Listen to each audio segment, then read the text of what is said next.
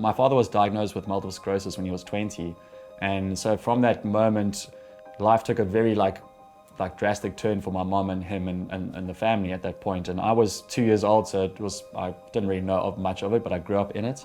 And where it affected my sisters and my mom a lot, I felt like it took me some time to realize, obviously, the interesting part about somebody who's suffering like that with MS is that you learn so much about life very quickly through that. It's like any kind of trials and tribulations in life. It's through that you discover a lot. And we would go to church every Sunday, and my mom and them wouldn't. And I had a Sunday school teacher at the time, who I still keep in touch with, that gave me a foundation about the Lord that was different to what the Roman Catholics were preaching in a way. And I'd go on Sundays to church, and I never felt the Spirit. I was like, okay, just do the thing, whatever. But I'd go on to Sunday school, and then I'd learn about this person, Jesus. And I didn't think much of it at the time. He wasn't real to me then.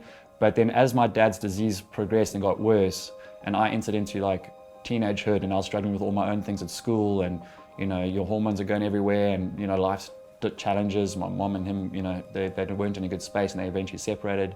And the life and home life kind of very much sat on my shoulders and my dad, so to speak, but he was struggling.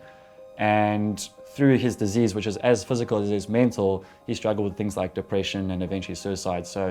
And he would share that with me. And at the time, being 17 years old, it's quite a heavy thing for your father to be sharing with you. And then he'd swim in the pool every morning, and sometimes you're like, oh, maybe today I'll just go swim in the pool and I won't come up again. And then I would be, basically watching from the window and hoping he wouldn't, and going and, get him out if that happened. And when they got to the pivotal time in matric of a lot of stress, I was like, there's nothing else I've got here, and I can't get through the day. I wasn't sleeping. I would keep on thinking about these dark thoughts and thinking about things that I couldn't release on my own. And eventually I was on my knees one day at home and crying out to the Lord, like, I need you to be there for me and get me through this. I don't have anybody else. If you're real, I need you to show up now. And I still remember closing my eyes in tears and feeling this actual physical presence on my shoulder, the Lord saying, like, you're not alone, And from that moment, that actual physical feeling that I can still almost feel, and that instant release of all this darkness and anxiety that I'm not alone, that was when Jesus became real, and I started to commit my life more and more to him. I know that we refine by fire, and I know that we pruned, like in the vineyards. God's going to prune you, and that's how you bear more fruit. So those hardships are going to happen. As Christians, we're not going to be immune to that. We're going to face those things, but it's how you face them.